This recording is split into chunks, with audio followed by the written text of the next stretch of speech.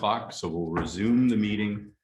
This is going to be the public hearing for the budget, which is, of course, a yearly event. Lots of efforts that get us here to this day to then listen to the public for input, for positive, negative, whatever it happens to be. That's what we're here for.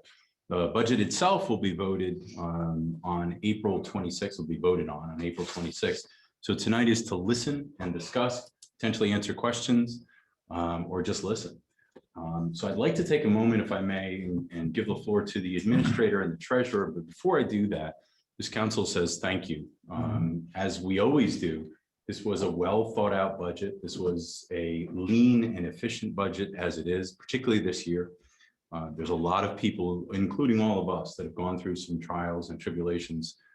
There are a lot of people that have gone through much worse than we have. We're respectful of that. We understand that. And what was presented in front of this council was, as I said, a lean budget that was in keeping with what's going on, but yet making sure that services continue unabated and that the town continues to improve. So hats off to the administrator and to the treasurer. And I know we have a lot of department heads on this evening. Hats off to all of you for the efforts and energies that you put in. And then hats off to my colleagues. We took a lot of time on this, as we always do in the budget workshops. There was a lot of good conversation. There was a lot of interesting conversation and questions. We made some minor adjustments, and I should stress minor, which again is kudos to the administrator and the treasurer for the hard work that they did. So Mr. Administrator, if you could just take a moment and reiterate what we talked about and what was proposed to this council, and what is the tax rate and how we got to where we got to, please. Certainly, thank you. So this budget, as stated during the workshops, we really focused on long-term investments and maintenance. We did not consider any potential funding that may make its way to Bristol to help us. And even with dealing with the pandemic and the extra costs associated with it and the loss in revenues, we're still positioned pretty well here in Bristol. Our bond rating is very good. Our reserve fund is very healthy. This year we added money into our capital account so that we can pay for some of our capital expenditures and repairs and equipment rather than bonding. Again, we looked at investments, and one of them was, it appears to be an increase at DPW of one position, but that one position, as we discussed, is really an investment in hauling, which is a very expensive contract. We contracted with an outside vendor for many years. This would allow us to tidy up our transfer station, streamline our operations, allow more control and oversight on the deliveries to Johnston. And we believe we can do it more cost effective with our own equipment and our own personnel. So that in our thinking is an investment into the future and a long-term savings for us. That's one example. Another example that we spoke about was the investment in the marina expansion. And we have some projected revenues there with the increased transient and dock fees associated with the investment.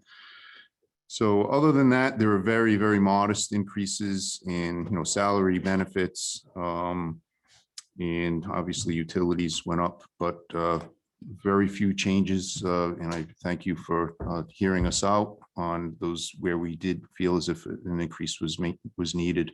But our goal was to not raise taxes the best that we could. So we think that we're going to continue to provide the same level of services, if not better services, and with a very, very low tax increase. So Julie Gauscher is here to talk about the actual details and explain what that means currently, where we're at with the budget on our tax rate. Thank you again. Hi, Julie. Hi, can everybody hear me okay? Loud and clear. Okay, great. So the provisional budget that you have before you includes a tax levy increase of 2.82%, over the prior year. That's a current estimated tax rate, and keep in mind that the tax roll is not certified yet, so this could move a little bit, but at this point, we're estimating $14.44 per thousand, which is an increase from $14.07 last year, or the year we're currently in. The provisional budget includes Bristol Warren Regional School District funding at their requested level of 3%. And for us, that was $396,177 over fiscal 21. And this budget also includes a sewer rate increase, primarily due to all of the infrastructure improvements that we're doing at the sewer plants and related facilities. And that was approximately $39 per year, from $530 to $569, and that's an annual fee. That's a wonderful rundown. I'd like to just take an extra moment. The administrator and the treasurer just pointed out a couple of things. There's been massive improvements to infrastructure at the sewer department, and which of course affects clean water and a beautiful clean bay. We have systems in process. There's 16, am I right? How many is it now? 24 RBCs? 24. 24, and those have been pretty much replaced now, and that makes sure that Last two of this week. the administrator just pointed out the last two this week will be done. So that means that all 24, and those have been around for 30 years, or just approaching 30. And that's a testament to the men and the women that work there, because those aren't supposed to last that long. So that's a wonderful maintenance program, but obviously their time has come and they've been replaced. So that, along with, the administrator pointed out, having a full-time position and doing the hauling. Hauling, of course, is bringing the trash from our transfer up to Johnston. And right now we pay a company to do that. We're going to switch to doing it ourselves, which ultimately will save us money and keeps those things in-house. And as also you rightly pointed out, you called it tidy. If you go up to the transfer station, there is some messes over there just because of the way things work right now. This will allow us to be able to respond quicker, keep it cleaner, which of course is all in all a better way to go. So did I skip anything? Anybody else want to bring anything up before I open the public hearing? No? Okay. All right. So normally when we open a public hearing, we ask people to speak for or against, but this is a public hearing to speak about the budget, and it is not black and white. There are always shades of gray with it. So I'm going to open it up now, and this is a public hearing. So this is now open to the public. So if someone is interested in asking a question or sharing a thought, if you could raise your hand, and Chris, if you could give everybody just a quick overview on how you do that with Zoom. Certainly. So if you're using the Zoom app, at the bottom of your video screen, you should see a hand icon, and it says raise hand under it. If you select that, we'll be able to see it on our side. We do have a few call-in numbers. So over your phone, you can press *9, and that will activate the raise hand feature. And we'll recognize you and say your number if you are going to be talking this evening. Any hands raised? Betty Britta. Great. If you could.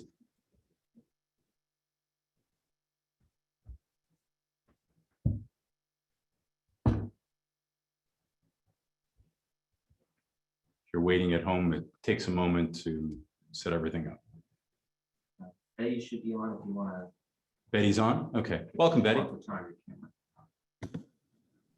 Good evening, everybody. I just wanted to thank you for hosting these public meetings. I think this is a really important part of our local democracy. And I thank you for taking the time and for allowing the public to speak their voices. Thank you. Did you want to share anything? Not at this time. Oh, yes. The clerk reminded me if you could share your address for the record. I'm sorry, I should have asked that. Sorry, 161 Papa Squash Road. Thank you. Thank you, Betty, and thank you for the kind words.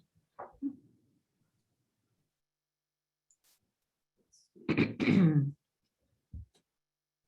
not see anyone else's hands raised. If you want to just ask one more time. So I'm going to ask one more time. It is not strange not to see hands raised.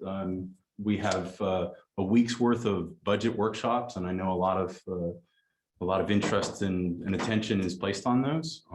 If there is no questions, I'm going to ask one more time. If you are on the Zoom app, if you are on a computer or your iPad or something along that line, if you move the screen, you'll be able to see a hand raise function. If Chris, again, star what if you've called in? No. Star None. star nine if you called in. And we'll give it another 10 seconds or so if we don't see any hands raised. Again, don't feel bad. This is normally what happens. So a lot of work and effort to get here. So. Okay, seeing none, we need a motion to close the public hearing. Second. Motion made by Tony, seconded by Mary to close a public hearing. Any discussion? Hearing none, all in favor? Any opposed? Okay, that was unanimous. And that is the business that we had this evening. We just need a motion to adjourn. Motion to adjourn? Second. Motion made by Tim, seconded by Aaron. All in favor? Aye. Any opposed? Thank you. Thank you, everyone. Have a good Thank night.